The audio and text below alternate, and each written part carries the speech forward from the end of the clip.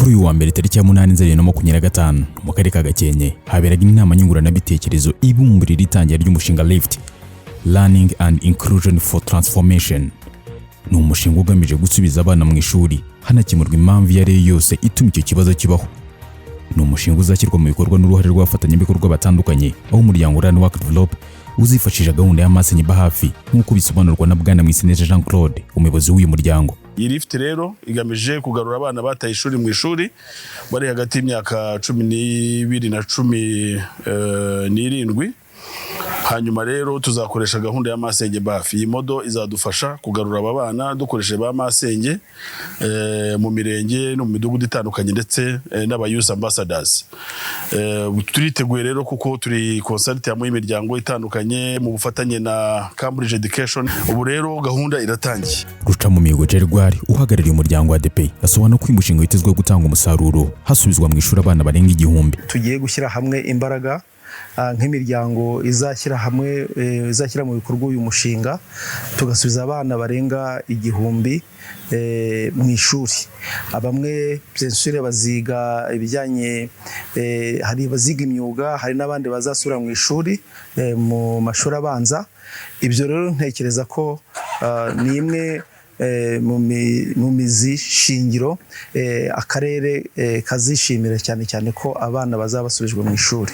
Aimé François Niyonsenga, Vice Mayor ushinzwe iterambere ry'ubukungu mu karere ka Gakenke, ashimangira ko yari amahirwe akomeye agiye gufasha akarere ndetse n'igihugu muri rusange. Uyu mushinga twasanze ufite uburyo bwinshi bwiza uzakoresha kugira ngo koko imbogamizi abana bahura nazo zituma batajya ku ishuri zikemuke. Ubundi ahanini mu karere ka Gakenke usanga abana ibibazo bakunda guhura nabyo ahanini batajya ku ishuri n'abavuka mu miryango ikunze kugirana amakimbirane.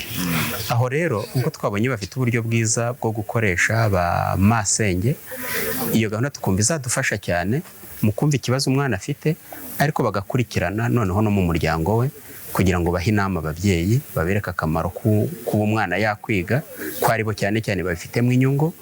Aho noneho rero bitume na y'amakimbirane yatumaga abana batajya ku ishuri nayo shobore kuranduka. Umushinga Lift akaba ari umushinga uje gufasha akarere ka Gakenke. Ku rwego rw'akarere ka Gakenke tukaba twishimiye kuba tubonye umufatanyabikorwa wadufasha mu kugarura abana ku ishuri. Ubwo rero tubonye abafatanyabikorwa bagomba kudufasha nk'ubuyobozi bw'akarere twashyiragamo imbaraga, ariko kuba tubonye abafatanyabikorwa bagiye kutwunganira ni igikorwa twifuza kwihutisha kugira ngo turebe yuko nibura muri iki gihembwe abana bose basubira ku ishuri. Tukaba dufite icyizere rero kubera uburyo twabonye bafite kwiyemeza koko kwinjira mu gikorwa. Ubu tugiye gufatanya twese nk'inzego zose guhera mu isibo, umudugudu, akagari, umurenge kugira ku rwego rw'akarere kugira ngo turebe ko abana bose bataye ishuri barisubiramo. Tukaba rero dufite icyizere yuko abana bose bagomba kubona ubumenyi, cyane ko uyu mushinga uzadufasha no kureba n'ababa bafite ubumuga baba bafite ibibazo nabo byo gusubira ku ishuri, nabo tukazabona support yo kugira ngo nabo barisubiremo. Mu busanzwe mu karere ka Gakenke habarurwa abana bavuye mu ishuri basaga 5000, muri bo 1000 bashoboye kurisubizwamo. Uyu mushinga wa Lift uzakorera mu mirenge yagaragayemo umubare munini w'abana bata ishuri. Irene Mutijima, RWD mu karere ka Gakenke.